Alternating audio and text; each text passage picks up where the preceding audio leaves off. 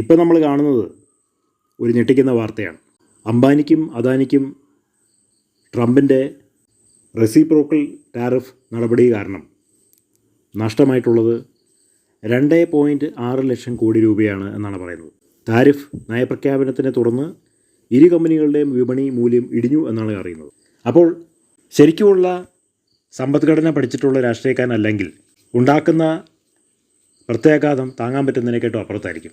Donald Trump ഒരു സാമ്പത്തിക ശാസ്ത്രജ്ഞനല്ല, അദ്ദേഹം ഒരു കച്ചവടക്കാരൻ മാത്രമാണ്. ചില പ്രത്യേക ഉൽപ്പന്നങ്ങളുടെ തീരുവ കൂട്ടിയതുകൊണ്ട് കുറച്ചതുകൊണ്ട് ഒന്നും ഒരിക്കലും സമ്പദ്ഘടന വളരില്ല. പുള്ളിക്കാൻ അങ്ങനെയാണ് ചിന്തിച്ച് വെച്ചിരിക്കുന്നത്. ഇന്ത്യ മൻമോഹൻ സിംഗ് ഭരിച്ചുകൊണ്ടിരുന്ന സമയത്ത് നമ്മുടെ സമ്പദ്ഘടന പത്തേപത്തിലാണ് പോയിക്കൊണ്ടിരുന്നത്. പക്ഷേ BJP ഗവൺമെൻറ് കയറി കഴിഞ്ഞപ്പോൾ നോട്ട് നിരോധനം നടപ്പിലാക്കി. അത് വലിയൊരു മണ്ടത്തരമായിരുന്നു. ബ്ലാക്ക് മണി പൂർണ്ണമായിട്ട് തടയാൻ വേണ്ടിയിട്ടാണ് അവർ നടപ്പിലാക്കിയത്.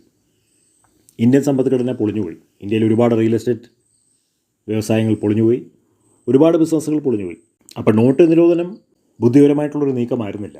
ബ്ലാക്ക് മണി ഒരുപാട് തടയാൻ വേണ്ടിയിട്ട് ഉപകാരപ്പെട്ടുവെങ്കിലും അത് ഇന്ത്യൻ സമ്പദ്ഘടനയ്ക്ക് 10 പൈസയ്ക്ക് പ്രയോജനം ചെയ്തില്ല.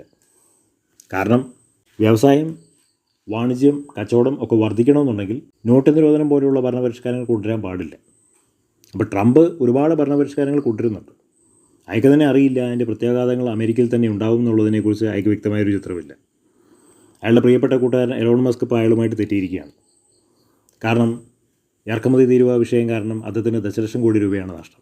ട്രംപ് ഭരണത്തിൽ കയറാൻ വേണ്ടി എലോൺ മസ്ക് ഒരുപാട് പ്രയത്നിച്ചിരുന്നു, ഒരുപാട് ഇലക്ഷൻ പരിപാടികളിൽ പങ്കെടുത്തിരുന്നു.